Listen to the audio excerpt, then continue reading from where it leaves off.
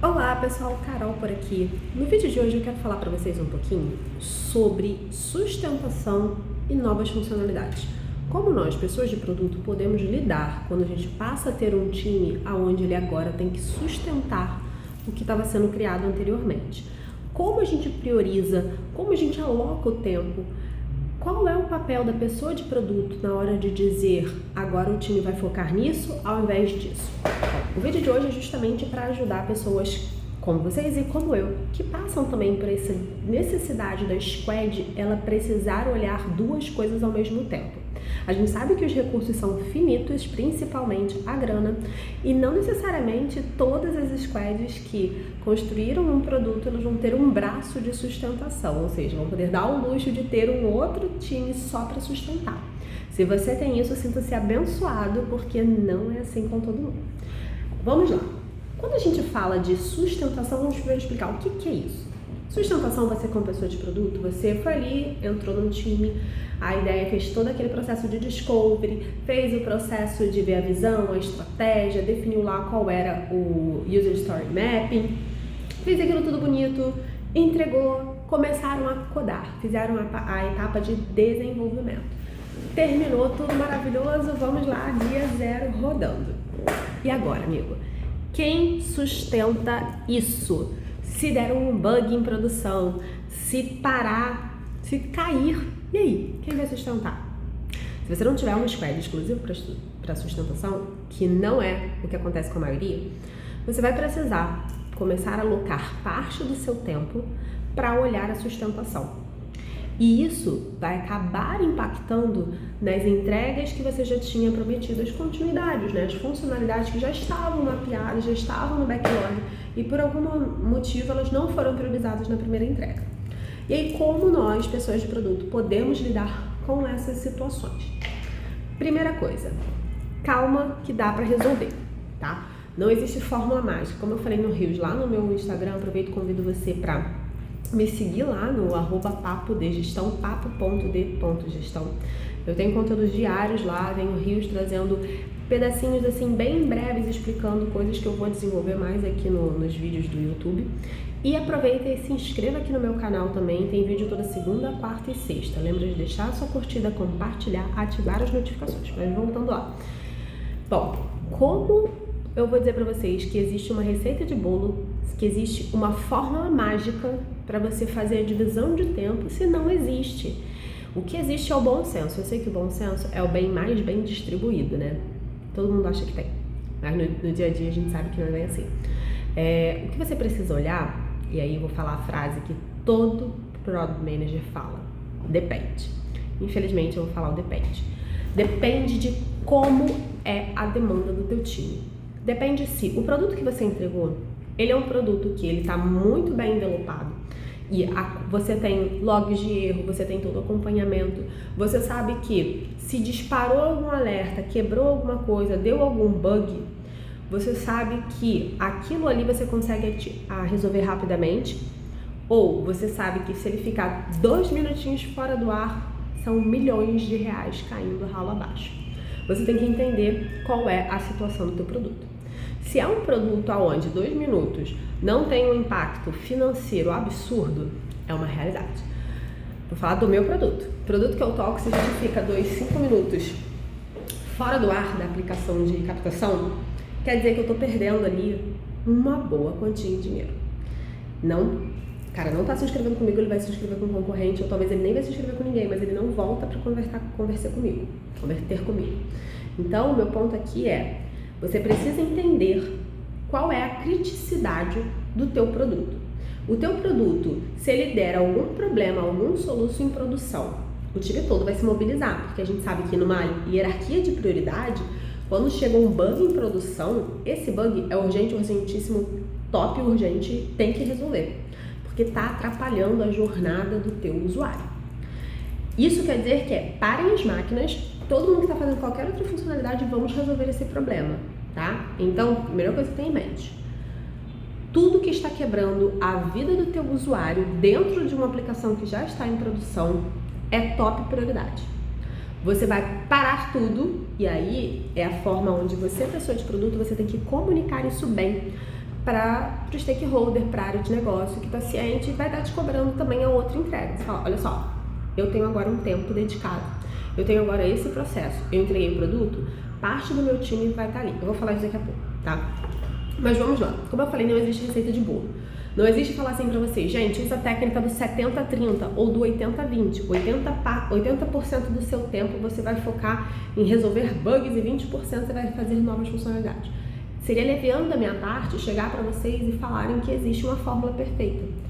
Mas como eu disse, vocês precisam entender qual é a criticidade, qual é a urgência e, principalmente, qual é a recorrência desses problemas. Por quê?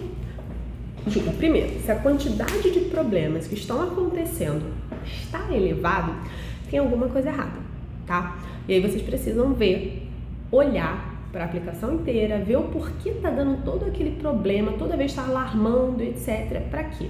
Se você entregou uma aplicação, ela minimamente passou por vários testes. Minimamente foi exaustivamente estressada a aplicação.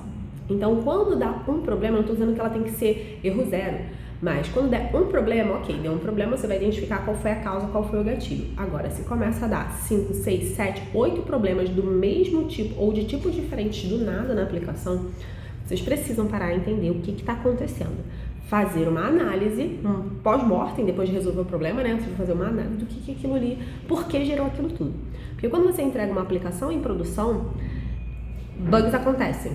Normal. O usuário ele é mestre de achar coisas que passaram despercebido até no teste automatizado. Mas não é para ser frequente, tá? Não é para ter uma frequência absurda. Por isso, reforça o ponto da gente ter o automonitoramento da aplicação. Tudo que vocês fizerem, se vocês trabalharem ali, seja com AppDynamics, com CloudWatch, qualquer outra ferramenta, onde você consiga botar tags de disparos, de alarme, para você monitorar a frequência que aquele erro está acontecendo, você consiga mapear o erro, você tem ali um fluxo de quantos erros estão acontecendo. Se acontecer mais de X erros por minuto, dispara o alarme, que o erro da aplicação é intermitência, né, gente? A gente está falando ali, eu, por exemplo, trabalho com microserviço. Às vezes dá um soluço. Deu um soluço, mas não travou. Deu o soluço ali, segurou um pouquinho, daqui a pouco ele foi. Agora, se eu tenho 10 soluços no meu microserviço em 1 minuto, cara, tá dando alguma coisa errada. Isso tem que alarmar para mim. Quem vai te dizer a melhor frequência, quem vai te ajudar na estruturação desses alarmes é o teu cara da arquitetura, é o teu líder técnico. Essa galera você tem que puxar para junto de vocês e falar assim, amiguinhos, o nosso painel de monitoria, de acompanhamento de erros está em dia? Primeira coisa, garantiu isso? É aquele painel da sala de controle, né? Sabe quando aparece lá enchente na 7 Rio, quem é do Rio sabe ali ver aquele painel lá onde o prefeito vai lá e mostra? Sala de controle, o centro de comando e operação tem que existir dentro da tua aplicação. Não é que você vai botar uma pessoa ali olhando toda hora. Tô vendo que isso aqui deu erro. Não, você vai ter um alarme, né? Porque assim, a gente não tem, de novo, recursos são finitos. Você vai ter alarmes sendo disparados. Mas você precisa, para ajudar a sua vida como pessoa que vai estar build and run, ou seja, construindo e rodando, você precisa que a aplicação esteja altamente monitorada, para que você tenha logs de erro, você tenha uma visão de como a saúde da aplicação está. Para que isso te diga se a aplicação ela está sustentável, ela está boa ou não, você comece a ter um traqueamento no decorrer do tempo para você saber. Quando eu tenho um pico de acessos na minha aplicação, exemplo, fizemos uma campanha do BBB, bombou ali. Quantos erros aconteceram nesse período? Então eu já sei, vocês vão fazer vários testes de estresse, testes de performance da aplicação antes de colocá-la no ar. Mas você começa a ter essa visão temporal, cara, por isso que eu gosto muito da AWS. O CloudWatch, cara, ele te dá essa visão maravilhosa, tá? Mas pergunte para o seu arquiteto, pergunte para o seu líder técnico como está a saúde da aplicação, como está sendo visualmente isso dentro de um dashboard. Não que você precise ficar lá todo dia na sua rotina. Vou abrir aqui o CloudWatch e vou ver isso. Não, e nem é para ver, tá? Porque assim, quanto mais pessoas de produto metem ali o dedo pitaco, a chance de dar caquinha é grande. Eu óbvio que assim, eu gosto de tecnologia, eu acho interessante, deu algum pau, eu não quero ficar esperando alguém lá e, pô, todo mundo tá fazendo um monte de coisa. Então eu tenho acesso ao CloudWatch, eu abro, eu vou ali no meu leguês, e falei, gente, eu acho que o problema é esse aqui. né? Mas isso é porque eu sou curiosa, porque eu sou chata e eu gosto de ver ali. Mas você, pessoa de produto, não precisa, tá? Ah, Carol disse que eu preciso saber sobre mexer no CloudWatch. Mentira, não falei isso. Eu tô dizendo que você, pessoa de produto, você tem que perguntar para quem é que deve estar olhando isso, que é o seu arquiteto, seu líder técnico, como está a sua monitoria, como está isso. E de preferência, quando você subiu um produto no ar, o ideal seria que você tivesse reuniões, mais um rito ali, 15 minutinhos, 10 minutinhos diários, para trazer o reporte da aplicação, como está a saúde da aplicação. Se você não faz isso, você não consegue entender se a sua aplicação está virando um grande reator pronto para explodir, tá bom? Falei ali da saúde da aplicação, da importância. Então, para você saber quanto de tempo você vai dedicar, se o modelo do seu time vai ser no modelo que está operando e desenvolvendo coisas novas, se vai ser um modelo onde eu vou dedicar parte do meu tempo. Então, se eu tenho 220 horas semanais, né, se meu time está rodando ali, né, sabe o número de horas, eu vou dedicar 100 horas, 50%, 100 horas ali para olhar a parte de sustentação. Ou eu vou pegar 2 pessoas do meu time e vou deixar essas 2 pessoas ali a postos. Se chegar algum problema, elas 2 são o principal. As outras vão continuar fazendo demanda delas e elas 2 vão tentar resolver. Então você pode alocar horas ou você pode alocar pessoas. Como você vai escolher? Vai depender de como é a tua aplicação, no momento de urgência, o que fica mais fácil. Eu gosto muito de deixar ali sobre a vida. Então fala assim, ó, essas 2 pessoas aqui são focadas em olhar isso. Se chegar algum problema, essas 2 pessoas vão largar todas as tarefas delas e vão focar nisso. Se o problema for tão grande, todo mundo vai parar e vai ajudar. Mas aquelas 2, a missão principal delas é resolver esses pepinos de sustentação. Se não tá dando nada de sustentação, ela vai pegando e vai ajudando nas tarefas do time, tá? Não é para elas ficarem ociosas, mas elas vão ficar ali ajudando também. Você precisa entender as urgências do que acontece, ter ali um top, quais problemas acontecem, sabe aquela famosa ABC? Então, tipo, qual é o seu ABC de erros que mais acontecem ali? O seu time hoje, ele sabe quando acontece esses 3 principais ofensores, erros que acontecem na sua aplicação. O seu time hoje sabe como identificá-los e como resolver, e você tem ali um tempo médio de resolução. Isso daí é deixar o seu time treinado. É que nem quando um corpo de bombeiro tá ali, treina exaustivamente para apagar um incêndio. O teu time, ele tem que saber qual é o tempo dele para resolver, e depois de cada bug, cada problema que eles resolveram, tem que ter uma análise de causa raiz, uma análise pós-mortem daquilo, justamente para entender o porquê, o que gerou aquilo. Não é para achar culpado, não é para apontar o dedo, mas é para você entender qual foi o gatilho daquilo. Fomos rápidos o suficientes, mitigamos, quanto afetou, quanto tempo afetou. Aqui a gente costuma ter o N1, né, que o time de suporte de N1, ele faz essa blindagem. Então, os chamados, as coisas batem, o N1 segura, e aí o N1 traz isso pra gente dentro de um rito aqui, de uma reunião nossa, mostrando, olha, no período da semana passada a gente teve tantos erros desses tipos aqui, que impactaram tanto tempo no nosso funil de captação, e o que foi a solução operada. Então a gente consegue ter uma análise detalhada do que aconteceu. Beleza, falei dessa parte ali de sustentação. Então cabe você, pessoa de produto, primeiro, trazer a bordo a parte de tecnologia para entender se a sua aplicação ela está altamente monitorada, então só estou reforçando aqui. Segundo, cabe você, entendendo isso, você começar a fazer teste e learning. Teste e learning, teste e learning. Ok, subiu o produto agora? Vamos tentar alocar uma parte do tempo. Vamos ver se alocar parte do tempo do time funciona.